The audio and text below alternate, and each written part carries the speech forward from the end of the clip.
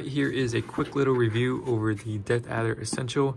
And so this is a very simple mouse, very generic, nothing very complicated. So starting off with the wire, we have a very long wire. It's not braided. It uses your regular wire material.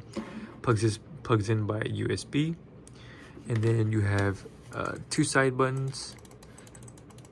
You have left click, right click, the scroll wheel, and then the click on the scroll wheel. And then of course you have some nice RGB lights on the logo and then on the mouse as well. On the sides, these are not grips, they're just a little nice designs, so it's kind of unfortunate it doesn't have any grips, so it feels a little bit slippery, but that's not really huge issue. But it does have a nice texture design. On the bottom you have the pads for it to glide, and then you have of course the optical sensor. And that is pretty much your Razer DeathAdder Essential. It's just essentially a mouse that's for your essentials. And so pretty much very simple needs. Overall, I give this thumbs up if you need something simple like this.